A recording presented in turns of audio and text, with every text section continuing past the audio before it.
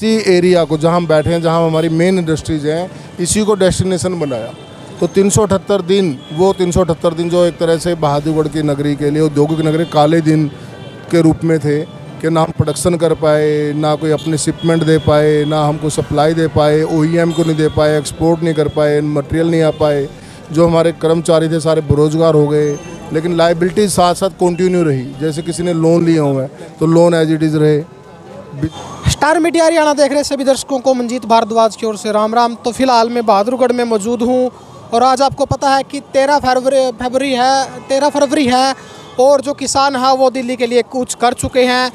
लेकिन यहाँ पे जो उद्योगों के कर्मचारी हैं उन्होंने कैंडल मार्च निकाल रखा है। आखिरकार उन्होंने कैंडल मार्च क्यों निकाला है, उनसे बातचीत करने की कोशिश करेंगे, क्योंकि जो पीछे उन्होंने फ्लैक्स लगा रखी है उनसे ऊपर साफ साफ शब्दों में लिखा हुआ है कि किसान भाइयों से हाथ जोड़कर विनम्र प्रार्थना है कि वो हमारी मदद करें, हमारे बच्चों को भूखा मरने से बचाए। तो यहाँ पे जो कर्मचारी बैठे हैं उनसे बातचीत करने की कोशिश करेंगे, जानेंगे उनसे कि आखिर किसान भाइयों से क्या कहना चाहते हैं। सर नमस्कार। नमस्कार सर। जो आपने कैंडल मार्च निकाला है इसका मुख्य उद्देश्य क्या है? सर हमारा मुख्य उद्देश्य ये है हमारे किसान भाइयों से निवेदन करना, क्योंकि ये जो बहादुरगढ़ इंडस्ट्रियल एरिया है, ये औद्योगिक नगरी है, ये हब है पूरा हमारे हरियाणा का, क्योंकि दिल्ली बॉर्डर पे हम लोग बैठे हैं। बहादुरगढ़ में ही लगभग 4,500 से 5,000 इंडस्ट्री हैं। इस एरिया में जहाँ पे हम खड़े हैं, जहाँ बैठे हैं, यहाँ पे लगभग 3, 3,500, 4,000 इंडस्ट्री हैं, लाखों कर्मचारी हैं। पिछली बार कोविड के बाद 378 दिन किसान आंदोलन जब हुआ, जो दिल्ली नहीं जा पाए, तो उन्होंने इसी एरिया को जहाँ हम बैठे हैं, जहाँ हमारी मेन इंडस्ट्रीज हैं, इसी को डेस्टिनेशन बनाया। तो 378 दिन, वो 378 दिन जो एक तरह से बहादुरगढ़ की नगरी के लिए, औद्योगिक नगरी, काले दिन के रूप में थे कि ना हम प्रोडक्शन कर पाए, ना कोई अपने शिपमेंट दे पाए, ना हमको सप्लाई दे पाए, OEM को नहीं दे पाए, एक्सपोर्ट नहीं कर पाए, मटेरियल नहीं आ पाए। जो हमारे कर्मचारी थे सारे बेरोजगार हो गए, लेकिन लाइबिलिटी साथ साथ कंटिन्यू रही। जैसे किसी ने लोन लिए हुए हैं तो लोन एज इट इज़ रहे। बिजली का मिनिमम चार्ज है वो एज इट इज़ है। हम इंडस्ट्री के बिहाफ पे जो कर्मचारियों ने लोन लिए हुए थे अपनी शादी के लिए, घर बनाने के लिए, स्कूटर के लिए, TV के लिए, वो सारे बर्बाद हो गए। तो बहुत मुश्किल से धीरे धीरे चीज़ें ट्रैक पे आने स्टार्ट हुई थी। दोबारा से फिर ये किसान आंदोलन का जो भी सरकार का मसला है, हम उनके विरोधी नहीं है किसानों के। हम तो उनसे निवेदन करते हैं कि जो भी आपका मसला है, जो भी डिमांड्स है, आप किसान से शांतिपूर्वक से रखें, आंदोलन के रूप में रखें, लेकिन बहादुरगढ़ को डेस्टिनेशन ना बनाएं। ये हम बार बार निवेदन कर रहे हैं उनसे। क्या लगता है सर, देखो किसान भी अपनी जगह पे ठीक है, क्योंकि उनकी भी जो मांग है वो रोंग नहीं है, वो भी अपनी जगह ठीक है। हम तो उस बात के समर्थन में हम पहले से करें, हम उनके विरोधी नहीं है। जैसे उनके घर परिवार हैं, ऐसे हमारे और हमारे कर्मचारियों के घर परिवार हैं। तो अपना हक मांगने के लिए हमारा रोज़गार को ख़राब ना होने दें। हम भी उन्हीं का हिस्सा हैं, उन्हीं के बच्चों या उन्हीं के परिवार के लोग यहाँ पे भी व्यापार करते हैं, नौकरी भी करते हैं। मोर देन 50% एम्प्लॉई कर्मचारी जो हरियाणा के ही हैं, तो सारे बेरोजगार हो जाएंगे। हम उनके आंदोलन के खिलाफ ही नहीं है। अपन 13 महीने चला था तो कितने ज़्यादा सामना करना पड़ा सर? लाखों कर्मचारी बेरोजगार हो गए, फैक्ट्रियाँ बंद हो गई, कितने सारे लोगों ने शिफ्ट कर लिया, व्यापार ठप हो गया। उसी वजह से, उसी का जो एक तरह से तूफान से आने से पहले पिछला तूफान जो देखा था, जिस तरह का तूफान था, वो उसी वजह से आज सांकेतिक हम एक तरह से निवेदन कर रहे हैं कि भाई आप लोग कृपा अपना आंदोलन करो, कुछ भी करो। हम विरोध ही नहीं कर रहे, हम कह रहे हैं आप बस बहादुरगढ़ को डेस्टिनेशन ना बनाए, रुके ना यहाँ पे। आप दिल्ली जाओ, साइड में रुको, बहादुरगढ़ से पहले रुको, कहीं भी रुको आप, लेकिन बहादुरगढ़ में ना रुको। आपका मुख्य उद्देश्य यहाँ पे कैंडल मार्च करने का यही है कि इसको अपनी डेस्टिनेशन ना बनाए, आगे की ओर कुछ कर जाए। आप कुछ करो या पीछे रुको, जो भी आपकी बातचीत होती है, जो भी स्ट्रेटजी बनती है, लेकिन आप बहादुरगढ़ इंडस्ट्रियल एरिया को डिस्टर्ब ना करो। मतलब आप समर्थन में तो हो आंदोलन? हम समर्थन, ऐसा हम उनके खिलाफ ही नहीं है। उनकी मांगे नहीं हमें पता, ना हम उसमें जाना चाहते, क्योंकि इंडस्ट्री के अपने आप में बहुत सारी जिम्मेवारियाँ, बहुत सारे काम है, कर्मचारियों के बहुत सारी चीज़ें, उससे उद्योगपति बाहर नहीं निकल पाता। तो हमें कुछ ज़्यादा उसमें डीपली हम जाना नहीं चाहते, ना उनका विरोध कर रहे हैं।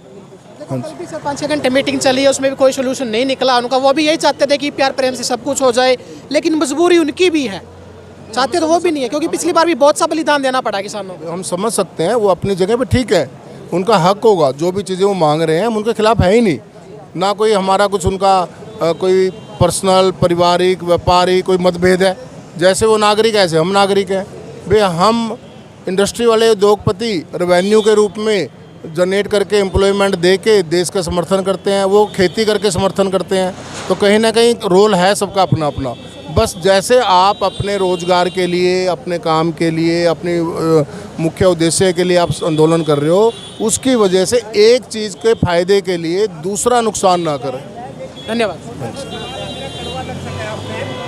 सर। आपके क्या कुछ सर इसमें हो रहेंगे विचार, क्योंकि देखो सर किसान दिल्ली के लिए कुछ कर चुके हैं। जी, हमारा उनसे यही अपील रहेगा, हाथ जोड़ के विनम्र निवेदन रहेगा कि आप बहादुरगढ़ को बैठने का डेस्टिनेशन मत बनाइए। जो भी आपके मसले हैं आपस में बैठ के सरकार के साथ सुलझा दें, क्योंकि ये इंडस्ट्री जो यहाँ की है बहादुरगढ़ की, झज्जर डिस्ट्रिक्ट की, वो ऑलरेडी कोविड का तो मार भुगत चुकी है।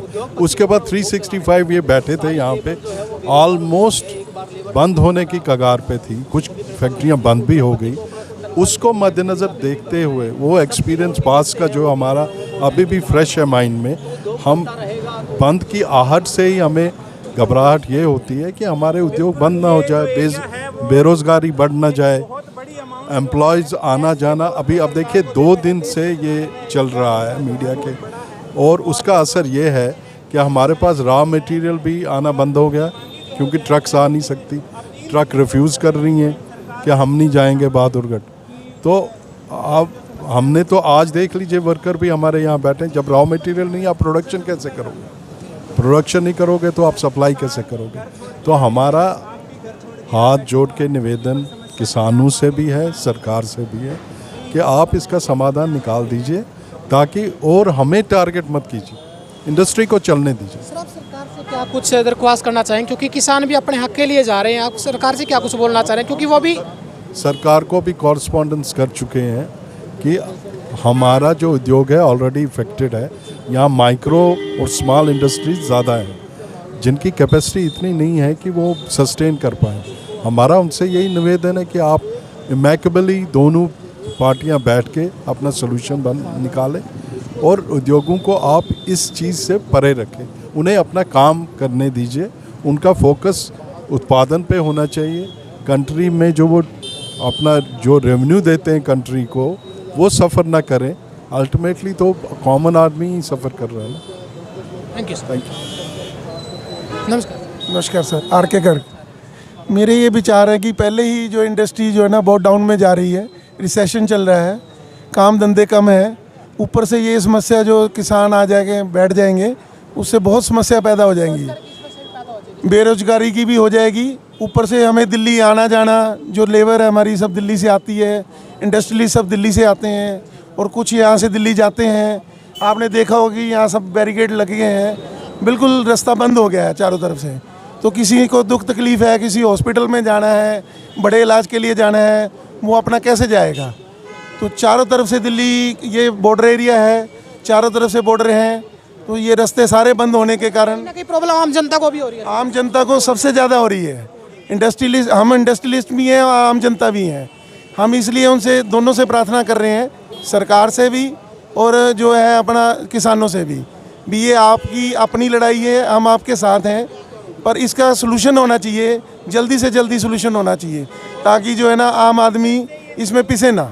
Thank you sir. तो फिलहाल भाई देखो, आपने जो भी कर्मचारियों के विचार थे वो सुने हैं। इसमें जो कर्मचारी है वो ये कहना चाहते हैं कि अगर कोई भी किसान आवा है तो उनकी किसी भी बात तक कोई भी आपत्ति नहीं है, तो उनकी कूच करी है वो कूच अपनी जारी रखे, लेकिन बहादुरगढ़ को अपनी डेस्टिनेशन ना बढ़ाए, यहाँ पे अपना धरना ना लगाए, यहाँ पे ना बैठे। क्योंकि जब पिछली बार 13 महीने जो आंदोलन चला था उसकी वजह से इनकी पहले भी बेरोजगारी का सामना करना पड़ा था, और अब की बार इन्हें इसी बात का ही डर है, अगर उन्होंने इस बहादुरगढ़ को अपनी डेस्टिनेशन बना लिया, यहाँ पे रुक गए, तो बेरोजगारी दोबारा से बढ़ सकती है और जो उद्योग है वो बंद हो जाए। क्योंकि आप देख रहे हैं जो भी आम जनता है उनको बहुत ज़्यादा प्रॉब्लम का सामना करना पड़ रहा है, सबसे ज़्यादा क्योंकि बैरिकेड लगा के जो रास्ता है वो बिल्कुल बंद कर दिया गया है।